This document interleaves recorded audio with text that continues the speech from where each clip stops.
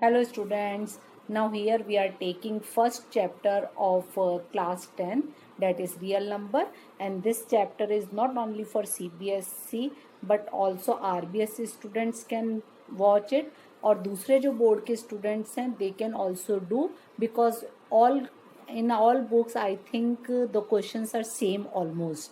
First we are taking theory, then we'll come to NCERT exercises. After that I am taking extra questions. So student, you can go through this chapter. Now here see, in this chapter first is Euclid division lemma.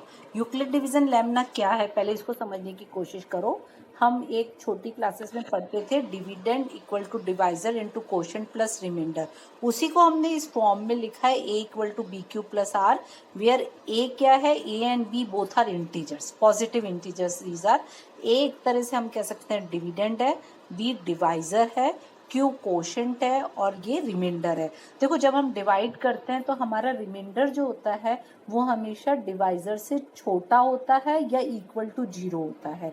तो उसी को मैंने इस form में condition को लिखी है कि जो हमारा रिमाइंडर है या तो ग्रेटर है या इक्वल टू 0 है, लेकिन जिस नंबर से हम डिवाइड करते हैं, यहाँ हम किस नंबर से डिवाइड कर रहे हैं, बी से, तो बी से वो छोटा होना चाहिए. ये हमारी कंडीशन होती है. इसको हम सिंपल लैंग्वेज में इस तरह से समझ सकते थे. तो हमारे पास फॉर्मूला क्या बनता है, A equal to B Q plus R. This is Euclid division lemma. Now student, हमको जब अब क्वेश्चन में HCF निकालना है तो हम जब भी HCF निकालते थे तो हम क्या करते थे, प्राइम फैक्टराइजेशन करते थे. Now there is the question that use the Euclid division lemma to find the HCF. तो हम क्या करेंगे, मेरे पास दो नंबर है 455 एंड 42. मैं छोटे नंबर से बड़े नंबर को डिवाइड करती हूँ. So I divide 455 by 42. So I am getting here 10 quotient. 10 quotient है, 35 रिमाइंडर है. उसको लाइन की फॉर्म में जो यूक्लिड डिवीजन लेमना है उसकी फॉर्म में कैसे लिखते हैं, 455 is A, B is 42, quotient 10 है और रिमाइंडर 35 है. ठीक है. फिर हम जब तक 0 नहीं आता है तब तक इसको डिवाइड करते रहेंगे. अब मैं 35 जो रिमाइंडर है उससे डिवाइड करती हूँ और 42 को बीच में लिखती हूँ, तो मेरा आंसर 1 आता है और रिमाइंडर 7 आता है. इसको वापस लिखो, 42 इक्वल टू 35 से डिवाइड कर रहे हैं, 35 इंटू 1 प्लस 7. अब वापस हम 35 जो है उसको बीच में ले आते हैं, 7 रिमाइंडर से उसको डिवाइड करते हैं. आई एम गेटिंग 0. तो इसका मतलब है कि हमारा आंसर क्या हो जाएगा, 7 सॉरी. तो हमारा HCF जो 455 एंड 42 का है वो है 7. इस तरह से हम इन क्वेश्चंस को कर सकते हैं और हम we are using here Euclid division lemma. तो अब हमें HCF निकालना है तो इसी मेथड को यूज करना है. Let us come to the exercise 1.1 where the question number 1 is 135 and 225. इसमें छोटा नंबर कौन सा है, 135. उससे हम डिवाइड शुरू करते हैं. 135 1 जा 135, रिमाइंडर हमारे पास 90 आया. 135 को मैंने वापस बीच में लिख लिया, 90 1 जा 90, 45 आया. वापस मैंने 90 को बीच में लिख लिया, 45 से डिवाइड करा. आई एम गेटिंग 0 ईयर. जिस नंबर से हमें 0 मिलता है वही हमारा आंसर होता है. यहाँ HCF 45 है. अब इसको लैंग्वेज में लिखने का तरीका देखो, A equal to B Q plus R की फॉर्म में लिखना है. तो हमारा यहाँ पर डिवाइजर कौन सा है, 135. मैंने बी की जगह लिखा. आंसर क्या आ रहा था, 135 इंटू 1 जो कि क्वोशंट है. 90 यहाँ रिमाइंडर था तो मैंने प्लस 90 करा और किस नंबर को डिवाइड करा था, 225 को. ये हमने यहाँ लिख दिया. फिर हम इसी तरह से आगे बढ़ाते जाते हैं. 90 से डिवाइड किया, 90 से डिवाइड किया, 1 आंसर है, इंटू 1 प्लस 45 रिमाइंडर. किस नंबर को डिवाइड किया था, 135 को. फिर हमने नंबर किसको डिवाइड कर रहे हैं, 90 को. किससे डिवाइड किया, 45 से. रिमाइंडर क्या मिला, 0. रिमाइंडर 0 है, इसका मतलब HCF 45. This is our required answer. Clear. अब देखो नेक्स्ट क्वेश्चन हमारे पास में है 38220 एंड 196. सेम तरीका, 196 को मैंने 38220 से करा. Oh let see what happens here. 196 को जब हमने 38220 से डिवाइड किया वो पूरा डिवाइड हो रहा है, यहीं हमें 0 मिल रहा है. इसका मतलब है 196 इज इट्स HCF. 196 से डिवाइड करने में पूरा 0 आ गया. तो हमने इसको HCF हमें क्या हुआ यहाँ पर 196। हमको इस चीज़ को नहीं छोड़ना है केवल वहाँ पर, हमको इसको यूक्लिड डिवीज़न लैम्ब्डा की फॉर्म में लिखना है। और यहाँ पर मैं बार बार ये लाइन नहीं लिख रही हूँ, यहाँ पर तुम्हें लिखना है A = BQ + R ब्रैकेट में बाय यूक्लिड डिवीज़न लैम्ब्डा, इसलिए हमको ये चीज़ बार बार नहीं मैं बता रही हूँ, यहाँ पर तुम्हें लिखनी है। थर्ड क्वेश्चन 867 एंड 255, वापस वही हमको डिवाइड करना है using Euclid division lambda A = BQ + R। तो वापस हमने 255 को डिवाइड करा, मेरे पास 102 रिमाइंडर आया, 102 से मैंने वापस 255 को डिवाइड करा, 51 रिमाइंडर आया और वापस 51 से 0 मिल रहा है, इसका मतलब HCF क्या हुआ 51। और इसको मैंने कई बार बता दी है ये चीज़ कि कैसे लिखते हैं, तो तुम्हें इसको A = BQ + R की फॉर्म में लिखना है। HCF is 51। Now move to question number 2. Show that any positive odd integer is of form 6q + 1, 6q + 3 और 6q + 5। क्वेश्चन को ध्यान से पढ़ो। क्वेश्चन में क्या बोला है कि कोई भी पॉजिटिव ऑड इंटीजर क्या इस फॉर्म में होगा 6q + 1, 6q + 3 और 6q + 5। हमको ये शो करना है पॉजिटिव ऑड इंटीजर क्या इसी फॉर्म में होंगे और किसी और फॉर्म में भी हो सकता है, तो ये हमको चीज़ शो करनी है। तो हमको इसमें क्या लेना है, any positive odd integer. Now let us come to the solution. तो देखो हम कोई भी एक इंटीजर ले रहे हैं एंड b = 6। b क्या है, डिवाइजर, जिससे हम डिवाइड करते हैं, क्योंकि यहाँ पर हमें क्या दिया है 6q + 1, तो हम इसको किस फॉर्म में लिख सकते हैं A = BQ + R। तो ये हमारा BQ + R है, ये 1, 3, 5 ये सारे रिमाइंडर हैं और b हमारा क्या है 6, जिससे कि हम डिवाइड कर रहे हैं। अब देखो if I apply Euclid division lambda here, तो मेरे पास में क्या आएगा A = 6q + R, 6q + R। तो R जो है या तो 0 हो सकता है, रिमाइंडर जो है यहाँ पर या तो 0 हो सकता है या 6 तक मतलब जा सकता है, 0 से 6 के बीच में हो सकता है, 6 नहीं होगा 0 तो हो सकता है। तो हमारे पास पॉसिबल रिमाइंडर्स क्या है इसमें 0, 1, 2, 3, 4 एंड 5।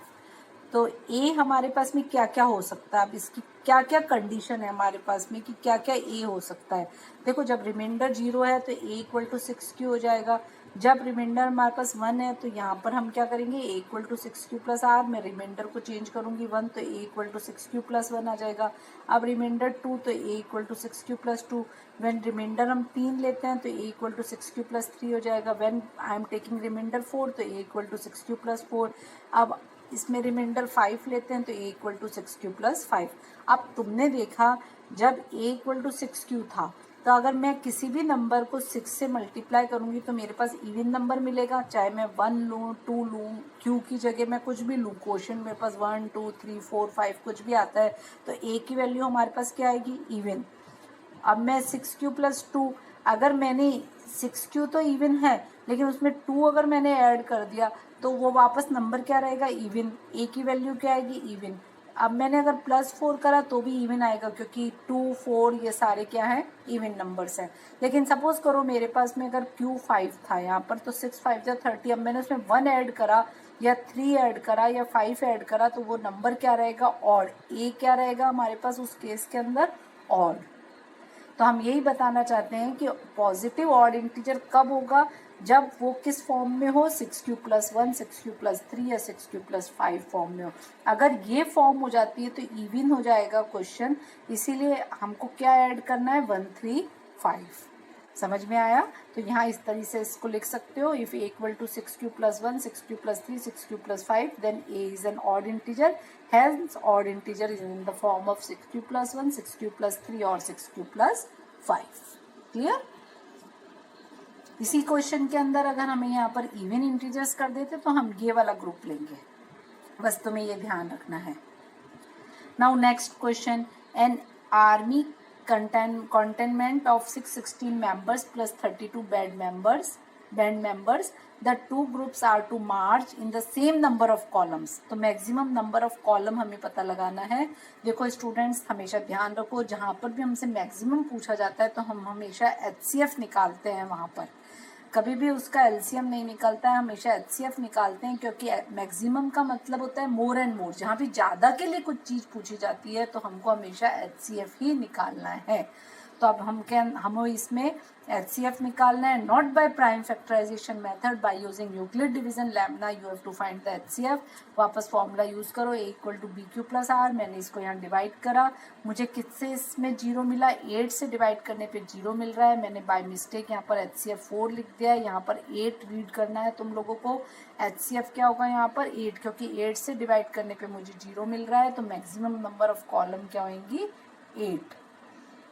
अगर तुमसे इसमें पूछा जाता है कि आर्मी के जो मेंबर्स हैं वो कितने होंगे और बैंड मेंबर्स कितने होंगे इस हर कॉलम के अंदर, तो कैसे निकालोगे, 8 से इसको डिवाइड कर देना, क्योंकि हमें पता है कि हमारा HCF 8 है, इसका मतलब दोनों नंबर 8 से पूरे पूरे डिवाइड हो रहे हैं। तो जैसे मैंने अगर डिवाइड करा तो हर रो के अंदर 8 4 जा 32, 4 तो होंगे बैंड मेंबर्स, और 6 1 6 को मैंने डिवाइड करा तो 8 7 जा 56 एंड 77 हमारे पास में मेंबर्स होंगे और 4 उसके अंदर बैंड मेंबर्स होंगे। इस तरीके से हम आगे अगर हमसे पूछा जाता है, वैसे तो बुक के अंदर तो क्वेश्चन यहीं तक ही पूछा हुआ है, अगर आगे इसको और पूछा जाता है तो you can answer like this.